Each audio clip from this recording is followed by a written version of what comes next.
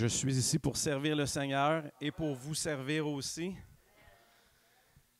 Et puis, cette parole est enregistrée et cette parole va être publiée sur Internet publiquement à toute la planète Terre, à tous ceux qui voudront cliquer pour écouter la parole de Dieu. Alors, partagez-la à plus de monde possible pour qu'elle soit une bénédiction. Que la parole ne reste pas entre ces quatre murs, mais qu'elle soit partagée, pas juste avec ton index, ton téléphone, mais avec la bouche aussi, partout où est-ce qu'on va. Amen. On va se lever ensemble. On va ouvrir grand notre cœur, grand nos bras. Seigneur Jésus, nous t'avons accueilli, nous t'accueillons encore, nous accueillons ton esprit de révélation. Que ton esprit de révélation ce matin, de sagesse, nous soit communiqué, nous soit donné ce matin, déversé sur nous avec abondance, afin que notre intelligence soit renouvelée et que nous comprenions tes mystères cachés. Ouvre nos yeux, les yeux de notre cœur. Ouvre nos oreilles spirituelles, que nos cœurs soient changés et transformés, car toi seul, Jésus, peux nous toucher. Toi seul, Jésus, peux nous transformer. Tu es la vie.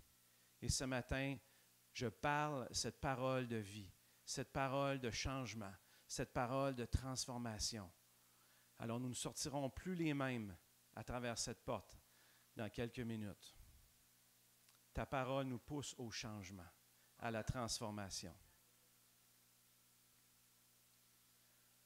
Que ta gloire nous envahisse, que ta gloire descende sur nous. Ton onction, Seigneur, qui nous enseigne. Alléluia. Amen.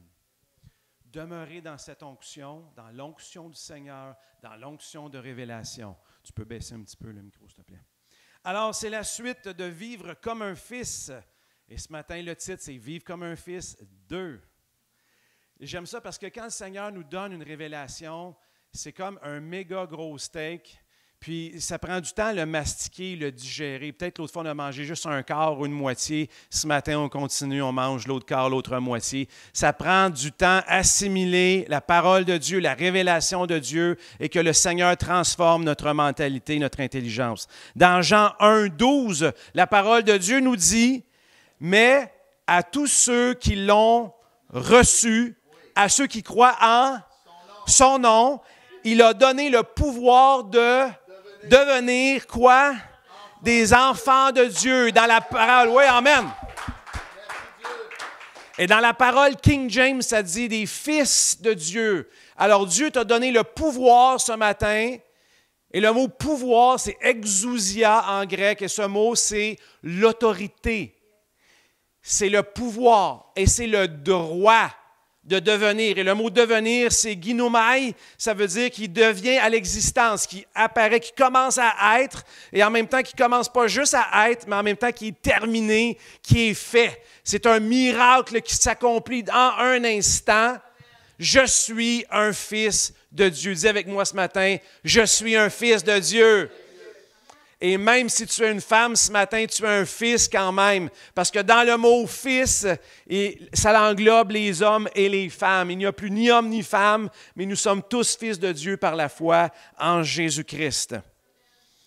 Alors, j'ai reçu Jésus en moi, j'ai le pouvoir, j'ai une autorité qui m'a été conférée, un droit, un privilège d'être enfant de Dieu. Ce matin, je vous emmène dans l'épître de Jean, 1 Jean, chapitre 1, on va commencer.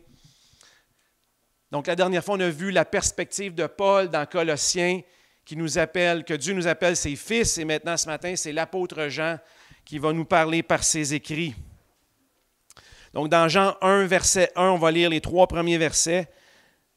Premièrement, dans la version Louis II. « Ce qui était dès le commencement, ce que nous avons entendu, ce que nous avons vu de nos yeux, ce que nous avons contemplé et ce que nos mains ont touché concernant la parole de vie, car la vie a été manifestée et nous l'avons vue et nous lui rendons témoignage et nous vous annonçons la vie éternelle qui était auprès du Père et qui nous a été manifestée. Ce que nous avons vu et entendu, nous vous l'annonçons à vous aussi, afin que vous aussi, vous soyez en communion avec nous et avec Dieu et avec Jésus-Christ. Or, notre communion est avec le Père et avec son Fils, Jésus-Christ. Parfois, quand on lit la Bible, certaines traductions ne rendent pas honneur ou ne rendent pas justice à la personne et à la puissance de Jésus-Christ. C'est pour ça qu'il y a plein de traductions. Donc, on va voir dans d'autres traductions. Et là, je me suis procuré dernièrement une traduction qui s'appelle la traduction de la Passion. Et cette traduction de la Passion rend justice et rend honneur à la personne et à la puissance de Dieu, de Jésus. Alors, par exemple, on retourne au premier verset, ce qui était dès le commencement. Véritablement, c'est celui qui était dès le commencement. On devrait traduire plutôt par celui au lieu de ce, parce que Jésus, il n'est pas une chose. Hein? Ce n'est pas la terre, ce n'est pas le ciel, ce n'est pas la lune, les étoiles. Ce qui était dès le commencement, on pourrait dire, c'est peut-être la planète Terre qui parle. Mais non, c'est celui qui était au commencement, ou dès le commencement, on parle de Jésus-Christ. Ensuite, plus loin, la parole de vie. En grec, c'est le logos, qui a été traduit la parole. Mais le mot logos est beaucoup plus significatif, beaucoup plus grand que juste la parole de Dieu. Le mot logos signifie l'expression de Dieu lui-même. Donc, l'image de Dieu qui est venue vers nous, le messager de Dieu, l'ambassadeur du ciel qui est venu vers nous. Donc, c'est beaucoup plus qu'une simple parole. Le logos de Dieu veut dire l'envoyé, le témoin fidèle, l'expression de Dieu, l'empreinte de Dieu qui est venue vers nous. Amen. L'expression de Dieu, il y a deux pattes. Puis il s'appelle Jésus, puis il est venu vers nous. Deux jambes. Ce n'est pas juste une parole qu'on a entendue, mais c'est une personne qui est venue vers nous. Donc, le logos de Dieu, le messager de Dieu, l'ambassadeur du ciel, le témoin fidèle, la seconde personne de la divinité, l'image de Dieu, l'empreinte de Dieu qui brille par ses paroles et ses actions. Et ensuite, on voit dans le texte, au verset 2, la vie a été manifestée.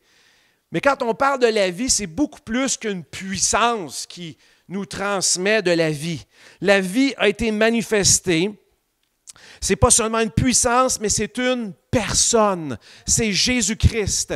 Et dans l'autre traduction qu'on va lire ensemble, c'est le donneur de la vie. Donc, ce n'est pas juste la vie, une substance ou une présence ou une puissance, mais c'est le donneur de la vie qui donne éternellement.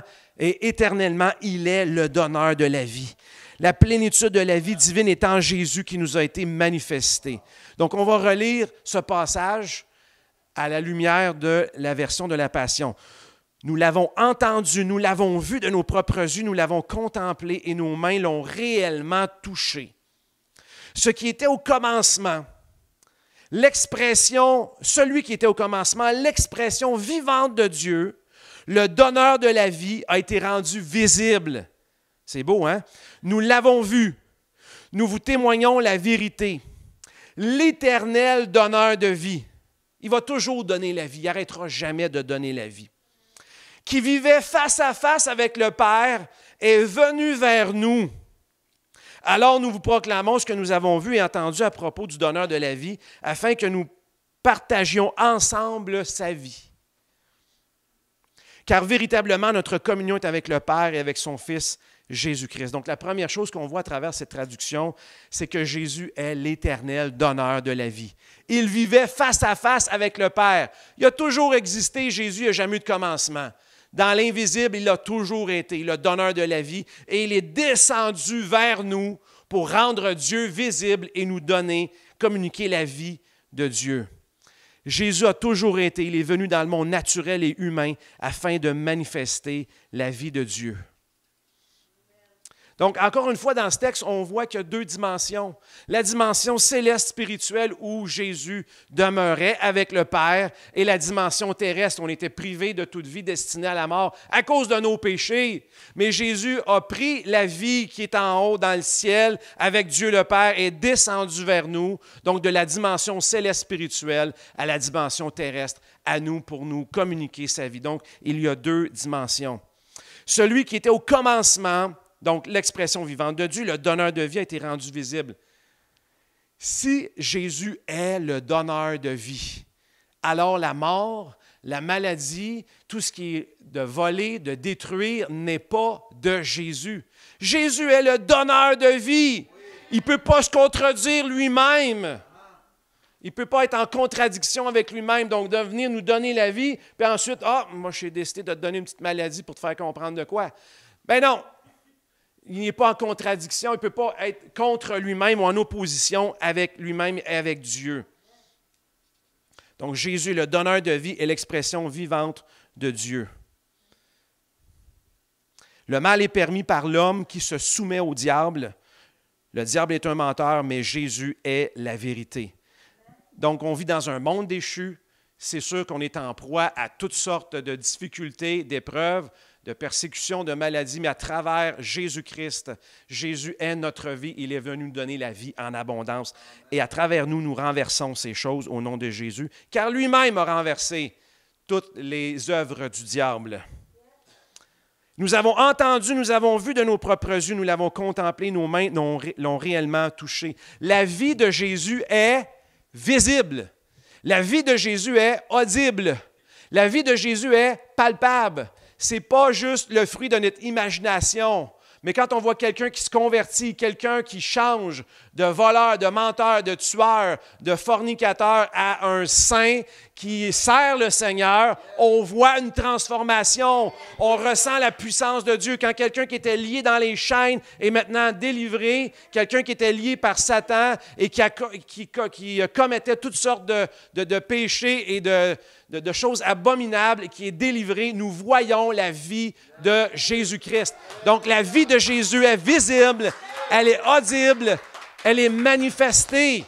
Donc, dans l'Église, on veut voir plus de la vie de Jésus. On veut voir plus de gens transformés, plus de gens touchés, plus de gens qui grandissent en lui, plus de gens libérés, plus de gens guéris. Nous avons cette vie et nous voulons voir la vie de Jésus. Et notre communion est avec le Père et avec son Fils Jésus-Christ. En grec, c'est le mot koinonia, qui veut dire une union avec lui. Bien, communion, dans le mot communion, il y a le mot union. Donc, on est maintenant unis à lui. Alors, avant, on était séparés de lui. On était dans la dimension terrestre, lui dans la dimension céleste. On était aveugles. On ne savait pas où est-ce qu'on s'en allait. On était égarés, prisonniers dans la boue du péché. Mais Jésus est venu et il nous a unis. Nous sommes unis maintenant avec lui. Et nous avons maintenant en commun sa vie, son esprit. Le ciel habite en nous. Je vais vous donner un exemple. J'ai besoin d'une personne. Donc, Colin, tu vas te mettre ici. Oh, tu n'as pas besoin de mettre ton masque, on vit dans la même maison. Okay, tu vas mettre ta main sur tes yeux. Donc, je représente Jésus-Christ. Il y a deux chaises. Il y a la chaise pour Dieu le Père et il y a la chaise pour Jésus. Et le stage ici, ça représente la haute sphère de la dimension du ciel. Et puis, Colin, lui, est sur la terre. Et il est aveugle, il ne connaît pas Jésus. Alors, la première chose qui va se passer, c'est que Jésus, qui était auprès du Père dans la dimension céleste, est descendu dans la dimension terrestre pour se révéler à Colin. Il parle à Colin, touche son cœur, convainc dans son cœur qu'il est un pécheur qui doit se repentir. Alors, Colin, tranquillement, enlève sa main de ses yeux et rencontre Jésus-Christ et le voit. Et devient son ami. Malheureusement, plusieurs personnes font cette rencontre avec Jésus et quelques-uns vont remettre la main sur les yeux parce qu'ils préfèrent les ténèbres. D'autres personnes, non, il ne faut pas que ça soit ici, mais d'autres personnes vont peut-être être craintifs, timides, ils vont peut-être ouvrir juste un petit peu et tranquillement enlever la main. Il y en a que ça va être vraiment lent au ralenti, mais il y en a d'autres que ça va être plus rapide. Alors, il ne faut pas être ces personnes qui gardent la main sur les yeux. Ensuite, qu'est-ce qui se passe? Bien, Colin, il apprend à marcher dans le Seigneur. Je vais se mettre un genou à terre. Mais quelquefois, il va trébucher. Au début, on marche. On tombe comme un enfant nouveau-né qui apprend à marcher. Et le Seigneur est là, il l'aide à se relever, l'enseigne pour pas qu'il reste par terre. Mais malheureusement, il y a du monde qui trébuche et qui préfère rester trébuché. Et dire, la vie chrétienne, c'est beaucoup trop difficile. Mais le Seigneur est là et il ne voit pas. Il pense que le Seigneur est loin, mais le Seigneur est à côté d'eux autres pour l'aider. Puis ils veulent lâcher la vie chrétienne parce qu'ils pensent que c'est trop dur. Mais le Seigneur est là pour te relever. Amen. Ensuite, le Seigneur commence à discuter avec Colin, commence à discuter avec le Seigneur. Il entre dans une relation d'intimité et de communion. Et là, le Seigneur l'amène plus haut. Je veux te faire monter plus haut. Il veut le faire monter plus haut. Il l'amène dans la dimension spirituelle céleste. Il lui montre la parole de Dieu, il lui révèle la parole. Il dit, viens mon fils, viens t'asseoir avec moi dans les lieux célestes. Et là, il le fait asseoir avec lui dans les lieux célestes. Savais-tu que tu es assis dans les lieux célestes avec Jésus? Tu es assis avec lui. Dieu le Père est là. Au ciel, il y a des trônes, il y a des sièges, puis il y en a un, ton nom est écrit dessus. Un petit peu là. Quoi tu veux comme cadeau? Mais malheureusement, il y a des chrétiens qui jouent à la chaise musicale avec Jésus. Ils s'assoient avec Jésus un petit peu. Là, va te retourner t'asseoir. Puis là, ils vont retrouver leur chaise de confort, la chaise du divertissement, la chaise du monde, la chaise de paresse spirituelle. Reviens. Ils jouent à la chaise musicale avec le Seigneur. J'espère que ce n'est pas notre cas. On veut rester assis dans les lieux célestes avec Jésus et régner avec lui. Et ensuite, Jésus continue avec lui, à se révéler à lui. Et là, le Colin apprend que Jésus vit en lui, qu'il est en union avec lui, que Jésus est en lui pleinement, la perfection de Jésus est en lui, la sainteté de Jésus est en lui, la sagesse de Jésus est en lui, la justice de Jésus est en lui. Et là, Colin comprend qu'il ne vit plus pour lui, mais il vit pour le gars qui est en arrière, qui s'appelle Jésus. Et là, Jésus le conduit pour le faire entrer dans son ministère. Et là, Jésus prend ses mains, les mains de Colin deviennent les mains de Jésus. Il peut prier pour les gens, imposer les mains, guérir des malades, chasser des démons et faire le ministère que Jésus a pour lui. Amen. Jésus veut t'amener dans cette nouvelle dimension, dans cette étape finale, que tu es un fils de Dieu, que tu réalises que tu es un fils de Dieu. Alors Dieu veut que tu grandisses. C'est normal de faire les étapes, mais ce n'est pas normal de rester tout le temps en même étape. Dieu veut t'amener à l'état de fils de Dieu. Amen. Merci, Colin. Il y a 2 semaines, un dimanche matin, le Seigneur m'a réveillé avec ce sentiment dans mon cœur. Ce n'était pas un sentiment, même c'était une parole. Cette parole résonnait dans mon esprit. Je savais que c'était pour moi. Je veux vivre comme un fils. Et à partir de ce moment-là, oui, j'ai eu des étapes dans ma vie où j'ai eu ces impressions et ces moments de conviction que je vivais comme un fils. Mais à ce moment-là, j'ai réalisé, oui, Seigneur, je veux vivre comme un fils. Est-ce qu'il y en a ici qui veulent vivre comme des fils? Et comme une fille de Dieu, oui.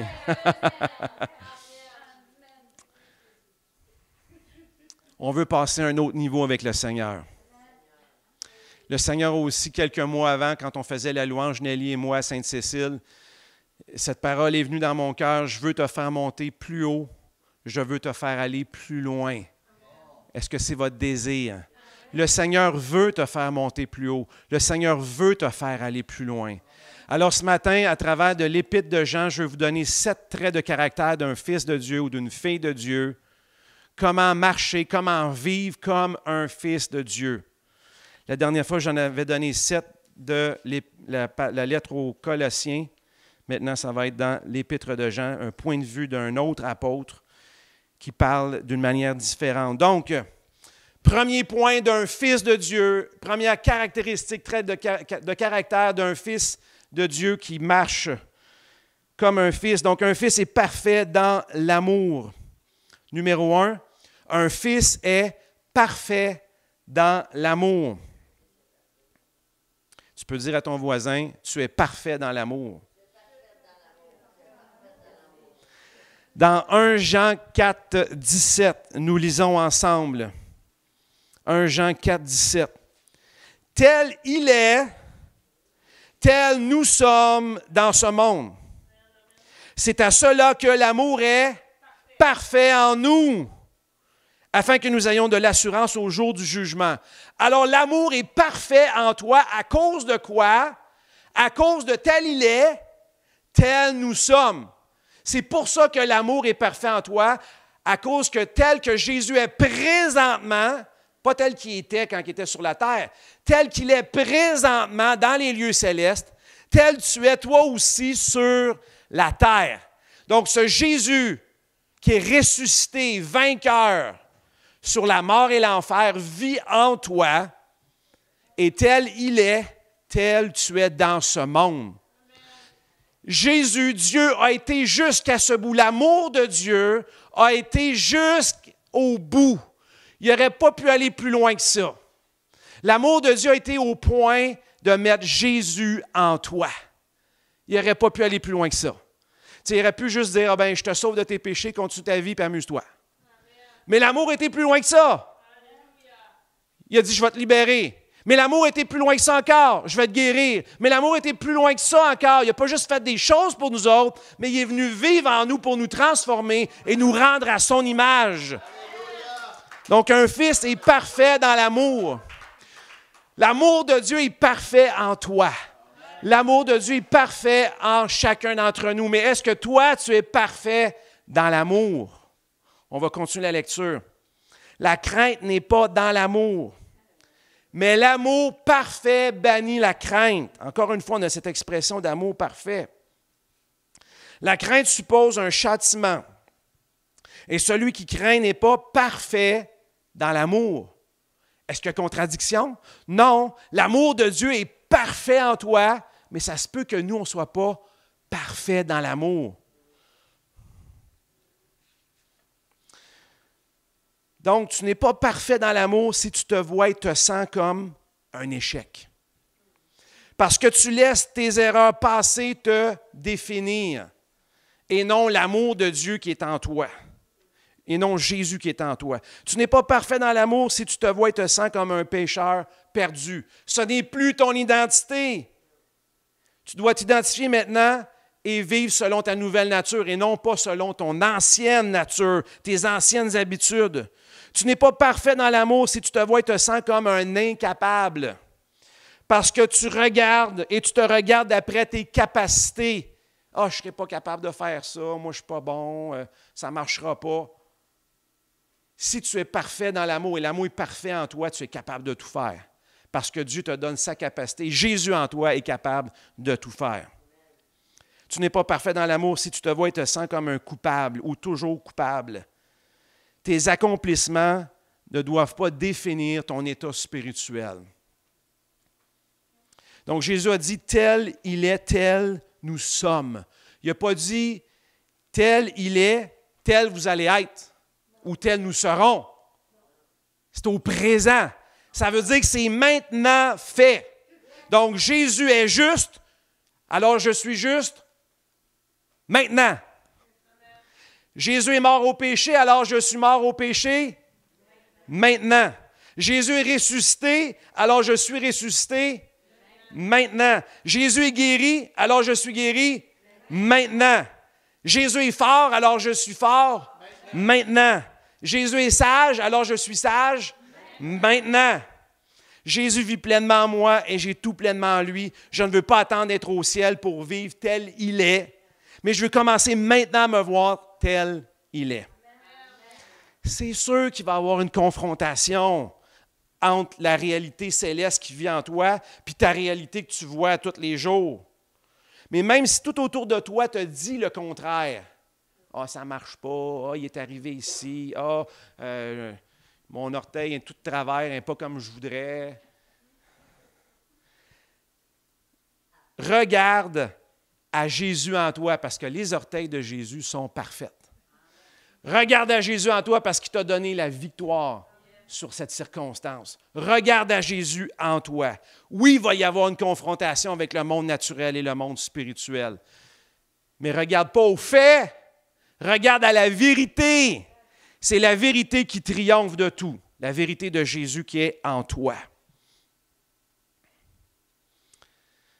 Cette façon de voir et de vivre chasse toute crainte en moi et me donne de l'assurance en tant que fils de Dieu. Je n'ai plus à avoir peur du jugement, car Dieu, quand je me retrouvais devant lui, mais il va pas me voir moi, mais il va voir Jésus en moi. Tel il est, tel nous sommes. C'est pour ça qu'il n'y a plus de crainte. Parce que Dieu regarde à la perfection de Jésus en moi. Et c'est en cela que l'amour a été rendu parfait en nous. Jésus en nous est parfait. Alors Dieu au ciel va regarder Jésus en moi. Alors toi, commence à te voir tel il est.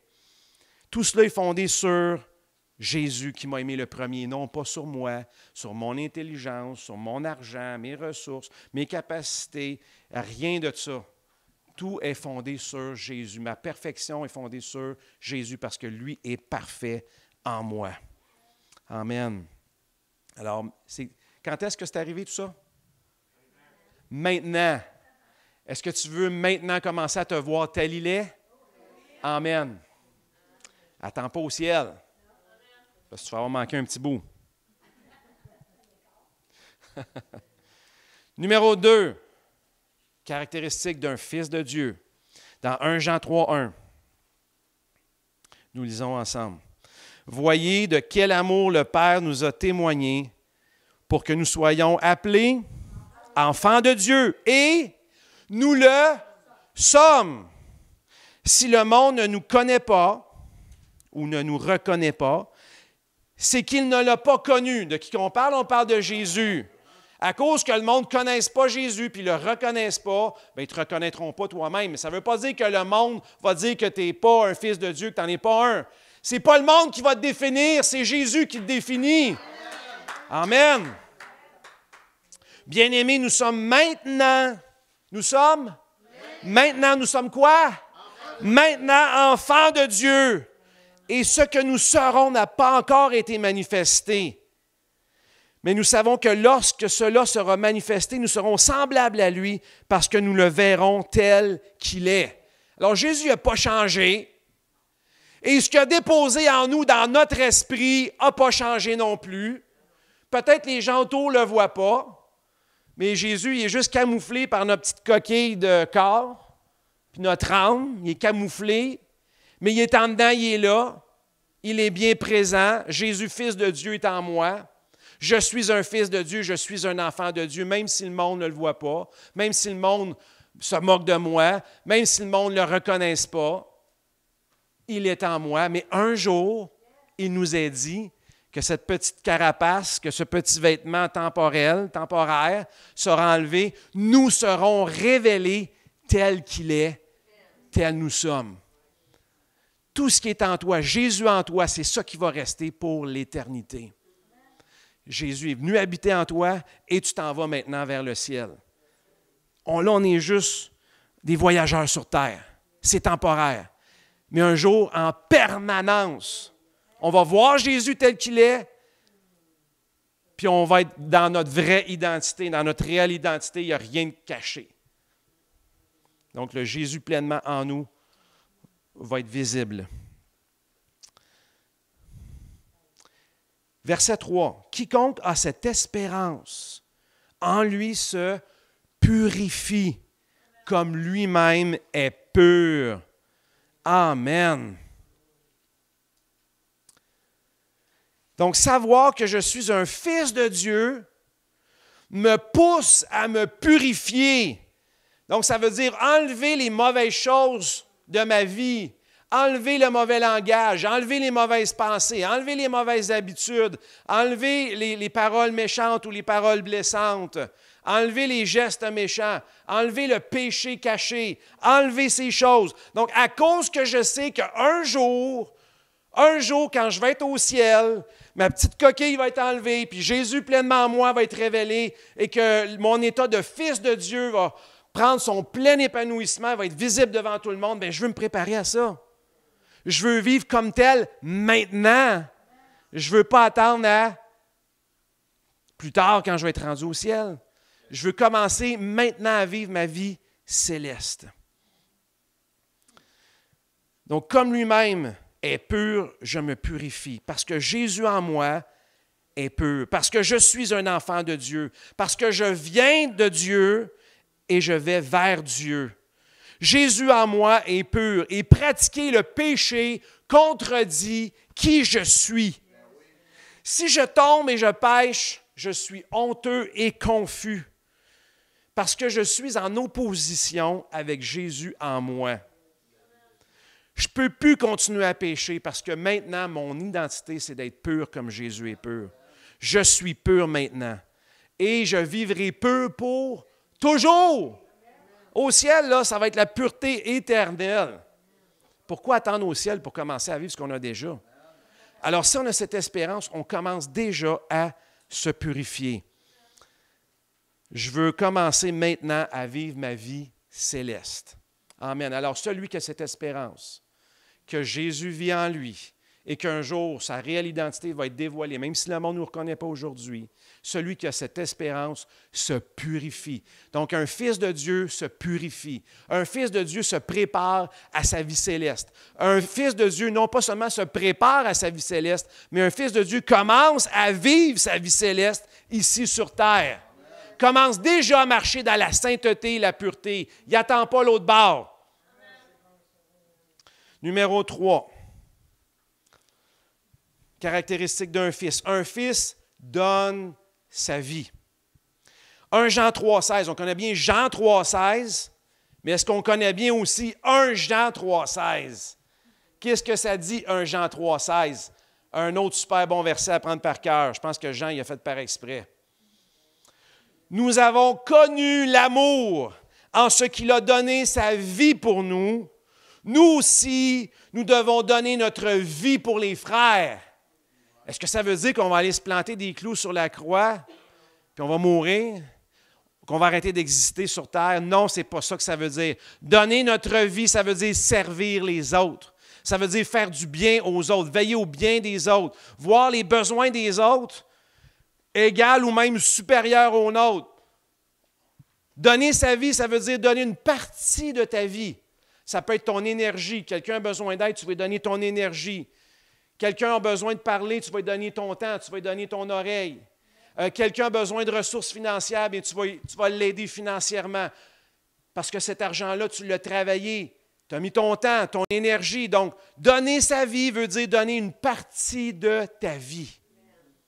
Jésus, lui, nous a donné toute sa vie au complet. Puis on a Jésus en chacun d'entre ceux qui ont cru en lui. Maintenant, quand toi, tu donnes une partie de ta vie, bien, il y a un petit peu de toi qui se retrouve dans les autres aussi. Alors, partage ta vie. La vie de Jésus qui est en toi, partage-la. Quand tu le fais, c'est Jésus en toi qui le fait.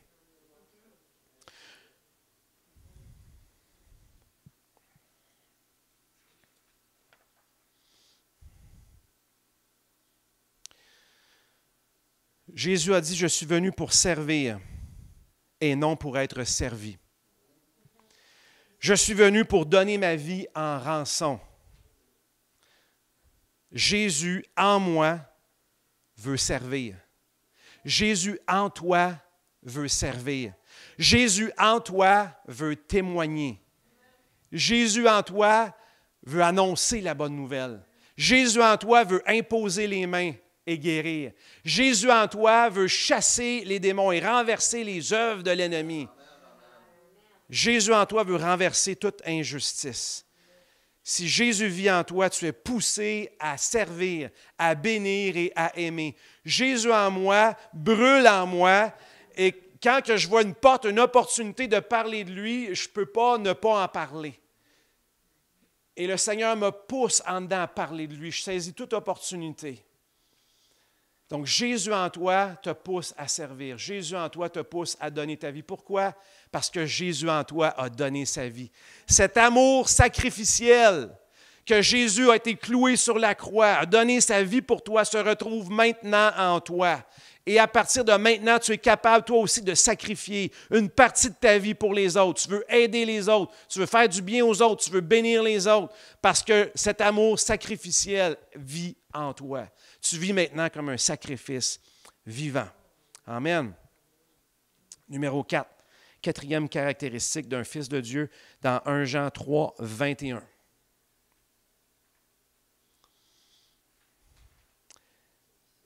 Est-ce qu'il y en a qui veulent vivre comme des fils ce matin et des filles? Amen. Bien-aimé, la quatrième caractéristique, c'est un fils est efficace. Un fils est efficace. Une fille est efficace. Une fille de Dieu est efficace. 1 Jean 3, 21. Bien-aimés, si notre cœur ne nous condamne pas, nous avons de l'assurance devant Dieu. Dites avec moi, assurance. Assurance. Quoi que ce soit que nous demandions, nous le recevons de lui parce que nous gardons ses commandements. Et nous faisons ce qui lui est agréable. Est-ce que vous vous rappelez, dans Jean 8, Jésus a dit, « Tout ce que je demande, je le reçois de Dieu, je le reçois du Père, parce que je fais toujours ce qui lui est agréable. » Et c'est ici son commandement que nous croyons au nom du Fils, au nom de son Fils Jésus-Christ, et que nous nous aimions les uns les autres selon le commandement qu'il nous a donné. Celui qui garde ses commandements demeure en Dieu et Dieu en lui, et nous connaissons qu'il demeure en nous par l'Esprit qu'il nous a donné.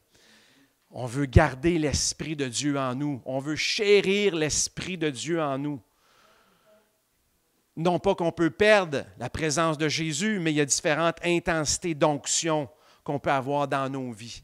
Alors, comment est-ce qu'on peut faire pour être un fils ou une fille efficace? Est-ce qu'il y en a ici qui aimeraient que toutes leurs prières soient exaucées à 100 %? Puis pas juste à 10 % ou à 30 % ou à 40 %. Y en a-tu ici qui aiment ça perdre le temps? Juste à prier, puis hop, je ne sais pas si ça va être répondu, là. Hein? Il n'y a pas personne qui aime perdre son temps ici ou parler à un mur. Alors, comment faire pour que tes prières soient exaucées à 100 %? Comment faire pour être un fils ou une fille efficace? On vient de le lire dans le texte. Alors, si tu as de l'assurance dans le cœur, tu te présentes devant le trône de Dieu, tu fais tes requêtes, tout ce que tu as demandé, bien, il va te le donner à 100 %. Comment faire? Bien, il ne faut pas que ton cœur te condamne. Si tu as le moins de condamnation dans ton cœur, et si tu doutes dans ton cœur, tu vas arriver devant Dieu, tu ne seras pas trop sûr, puis là, tu vas dire, je ne sais pas s'il va m'exaucer, je ne sais pas si ça va marcher, puis là, tu vas repartir, puis tu n'auras pas ce que... Puis là, tu as prié pour rien, puis tu as perdu ton temps. Alors, comment faire pour être un fils efficace, avoir pleinement assurance quand tu te présentes devant le trône de Dieu, et tout ce que tu demandes, tu le reçois? Alors, tu dois garder ses commandements. C'est ça qui est écrit, on vient de le lire ensemble. Tu dois garder ses commandements. Alors, ce qu'on a dit tantôt, vivre dans la pureté, c'est super important, parce que si tu vis dans le péché, tu vas arriver devant Dieu, tu vas te sentir coupable. Penses-tu qu'il va te répondre? Ben non, il ne te répondra pas, parce que tu vas te sentir super coupable. Il va falloir que tu te demandes pardon, puis tu dis, Seigneur, je te demande pardon pour ce que j'ai fait. Il va falloir que tu recommences à apprendre à marcher, puis à développer une persistance, puis une constance dans ta marche chrétienne, dans ta sainteté, dans ta pureté. Alors, si tu vas avoir plein d'assurance, tu dois garder les commandements de Dieu. 2, tu dois croire au nom puissant de Jésus-Christ.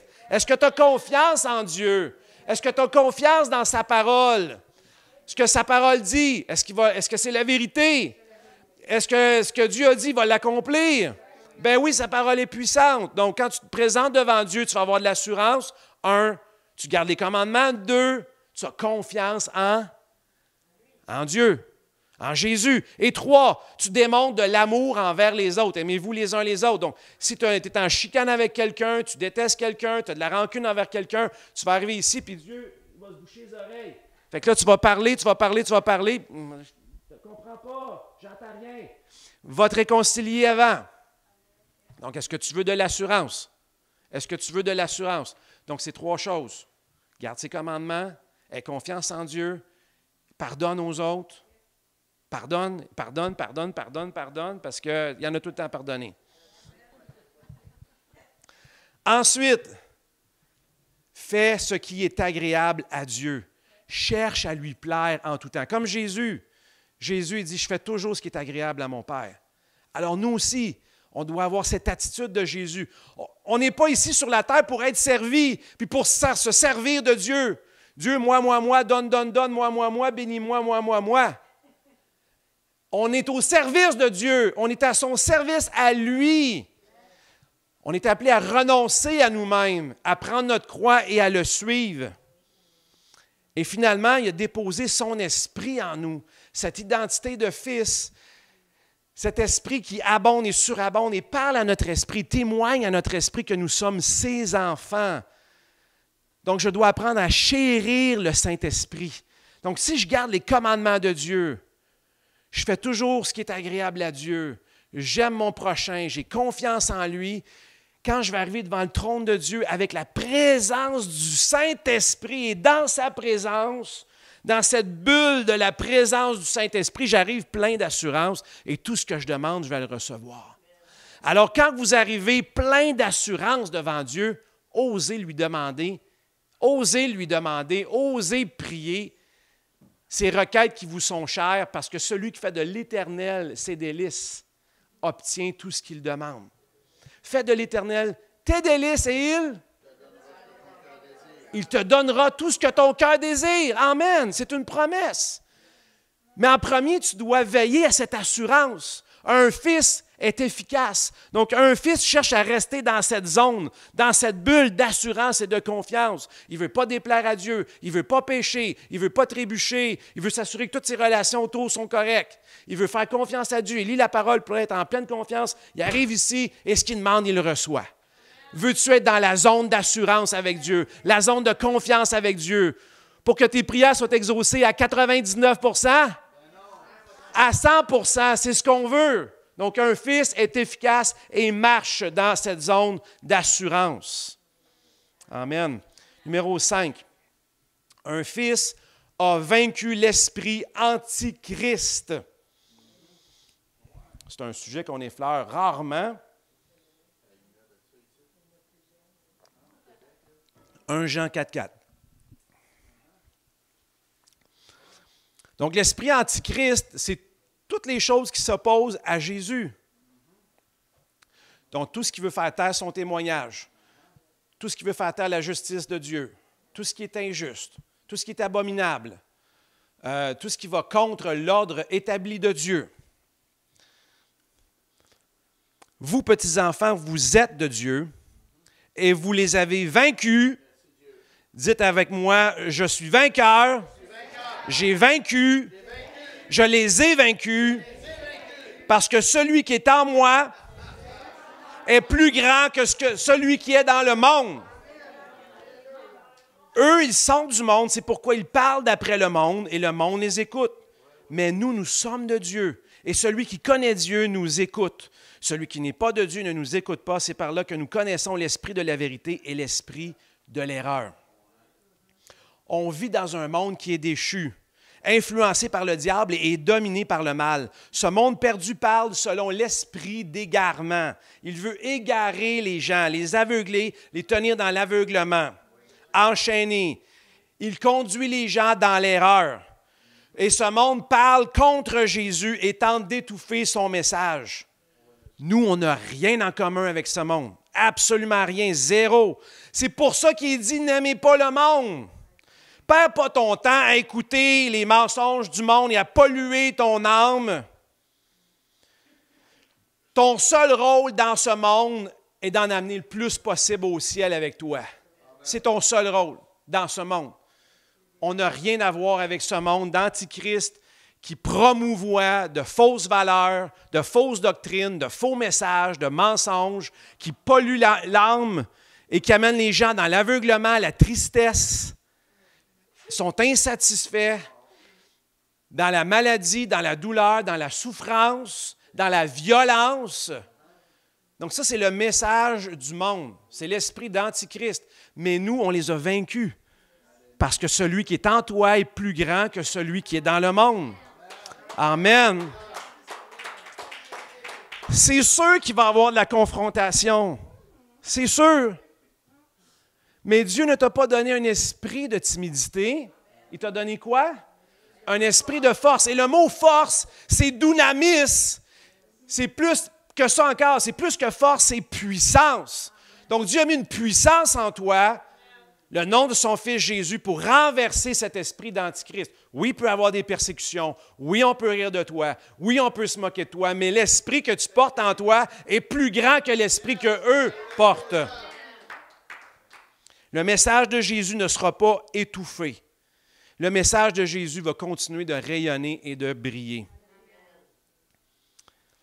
L'esprit de l'Antichrist véhicule le mal, la paresse, la lâcheté, le divertissement, l'impudicité, la pornographie, le vol, les viols, la méchanceté, les meurtres, la jalousie, les éclats de colère, la manipulation, les mensonges, les abominations. Et il s'oppose au message de Jésus-Christ qui invite à la repentance, à la foi en Dieu, à la pureté, au renoncement de soi et à la connaissance de Dieu. Le monde ne veut pas ces choses-là. Nous, on veut ces choses-là, mais on sait que le monde a besoin de ces choses-là. Notre mission, c'est d'annoncer le message de Jésus. Oui, l'esprit de l'Antichrist va résister, mais il est vaincu. Un fils a vaincu le monde, le système de ce monde, les tentations de ce monde, les épreuves de ce monde, la méchanceté de ce monde, les douleurs de ce monde et l'esprit d'Antichrist de ce monde. Dites-le avec moi, celui qui est en moi est plus grand que celui qui est dans le monde. J'ai vaincu l'esprit d'Antichrist. Amen. J'annonce le message de Jésus-Christ. Sixièmement, un fils est responsable. Dans 1 Jean 5, 18, nous dit, « Nous savons que quiconque est né de Dieu, dis avec moi, je suis né de Dieu, ne pêche point. Mais celui qui est né de Dieu se garde lui-même et le malin ne le touche pas. » Et le malin ne le touche pas. Est-ce que c'est écrit? Est-ce que c'est la vérité? Est-ce que c'est la parole de Dieu? Donc, un fils est responsable. Donc, si tu sais que tu es un fils, qu'est-ce que tu vas faire? Veux-tu être touché par le diable ou pas? Non, tu ne veux pas être touché par le diable. Mais comment faire pour être touché par le diable? Tu te gardes toi-même. On l'a dit tantôt, un fils se purifie. Donc, tu ne touches pas au péché, tu ne touches pas aux choses du monde, tu restes dans la zone de Dieu. Et dans la zone de Dieu, le malin ne te touche pas. Il ne peut pas te toucher, il ne peut même pas t'approcher. Donc, tu es responsable de ta protection. Mais en Jésus, tu es protégé. En lui, tu es protégé. Tu as le droit de protection sur ta vie. Donc, si le menteur, le voleur, le destructeur, il vient cogner à ta porte ou il tente de t'atteindre, tu as toute la puissance et l'autorité pour lui dire « Tu ne touches pas à ma vie. Tu t'en vas. Tu n'as aucune autorité sur ma vie. Je suis un fils de Dieu. Je me garde moi-même et le malin ne me touche pas. Tu dois partir. » Alors, plein d'assurance, tu déclares « Je suis fils de Dieu. Dieu est mon défenseur. Dieu est mon refuge. Dieu est mon bouclier. Dieu est mon avocat. Et l'ennemi ne peut pas me toucher. » Amen. Donc, un fils est responsable de sa protection. Donc, tu es responsable. Fait que s'il y en a qui vivent tout croche, qui ne se demandent pas pourquoi l'ennemi a le droit de leur donner des coups de bâton, il faut qu'ils mettent leur vie en règle en premier. Parce que celui qui se garde lui-même est protégé. Dernier point, numéro 7. Un fils persiste. Un fils persiste. Dans 1 Jean 2, 28. « Et maintenant, petits enfants, demeurez en lui. » Et le mot « demeurer en lui », demeurer, ça veut dire de persister, de continuer, de ne pas lâcher, de rester avec lui, d'habiter avec lui, de rester accroché après lui. Pas une seconde, pas une minute, pas une journée, pas un mois, pas un an, pas 10 ans. Toute ta vie, jour après jour. La persistance, c'est tous les jours. Un fils de Dieu ne veut pas manquer une journée avec Jésus-Christ. Il ne veut pas en manquer une. Donc, c'est facile de dire « Ah oui, Seigneur, je vais te suivre, faire une petite prière, puis ensuite retourner dans nos mauvaises habitudes. » C'est facile de faire ça. Mais la réelle identité d'un fils, celui qui veut vivre comme un fils, va persister jour après jour. Je veux demeurer en lui continuellement. Quand Jésus va revenir, je ne veux pas être confus et honteux d'avoir été un enfant négligent et irresponsable, de m'être servi de lui au lieu de le servir, d'être loin de lui au lieu d'être en lui. Je veux être rempli d'assurance quand je vais me présenter devant Dieu. Je vais être rempli d'assurance. Pourquoi? Parce que j'ai persisté, parce que j'ai continué. Je n'ai pas servi Dieu 1 an ou 2 ans, puis j'ai arrêté après. Je n'ai pas juste été à l'église le dimanche pour entendre des bons messages puis entendre la louange. J'ai marché comme un fils de Dieu. J'ai persisté le lundi, le mardi, le mercredi, le jeudi, le vendredi aussi. Quand je vais arriver au ciel, j'ai une belle robe éclatante avec plein de perles ou des diamants, quelque chose de vraiment hot, là. Je ne veux pas arriver au ciel avec une jaquette d'hôpital qui est séparée en 2 en arrière, puis qu'on va voir mon derrière quand je vais marcher. Le Seigneur dit qu'il nous récompense. Alors, je veux marcher comme un fils.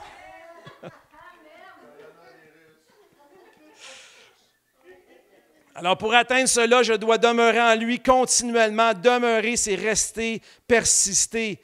On ne doit pas être 2 personnes. Une personne à l'église, une personne à la maison. On ne veut pas juste dire « je t'aime » puis pas le démontrer et pas le servir. Et je termine avec ça. Pardonne-nous, Seigneur. Pardonne-nous, Seigneur, pour le temps gaspillé. On en a-tu gaspillé du temps? Mais on peut le racheter parce que le Seigneur dit racheter le temps. Comment est-ce qu'on peut racheter le temps? En étant pleinement en lui. Par la prière, par le jeûne. Le temps est rachetable avec le Seigneur.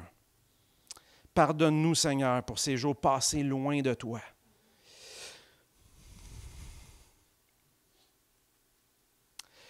Pardonne-nous, Seigneur.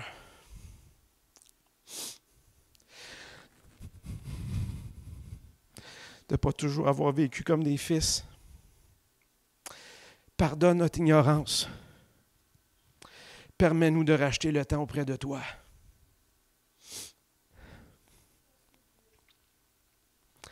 À partir de maintenant et pour toujours, je veux vivre comme un fils.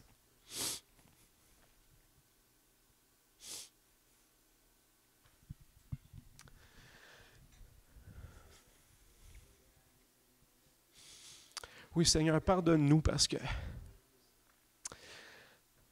on a sûrement été très blessants des fois. Face à tout cet amour que tu nous as témoigné.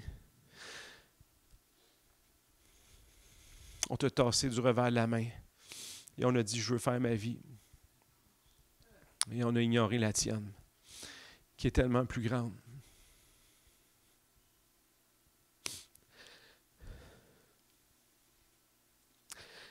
Pardonne-nous, Seigneur, d'avoir gaspillé ton temps, notre temps, de cette vie précieuse. Ce privilège de pouvoir exister et d'être en vie. Être en vie avec toi. Cette grande vie.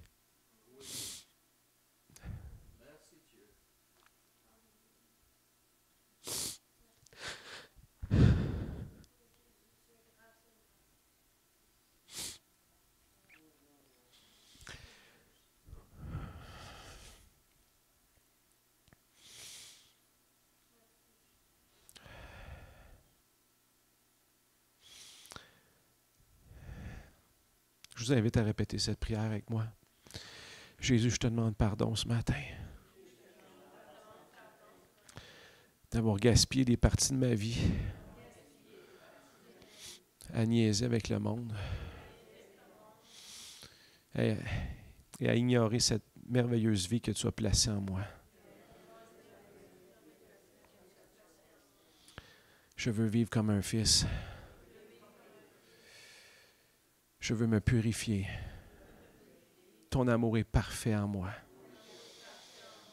Je veux persister jour après jour.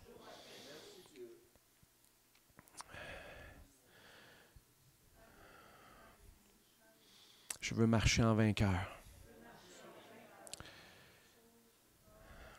Alléluia.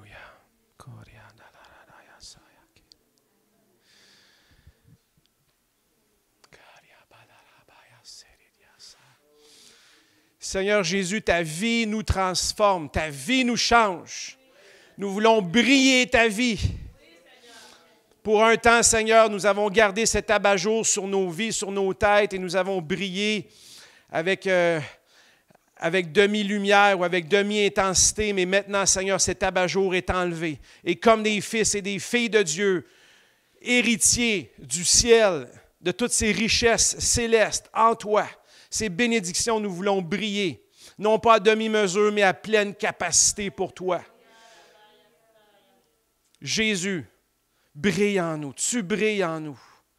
Et tu nous pousses à parler de toi, tu nous pousses à imposer les mains, à renverser les œuvres du diable.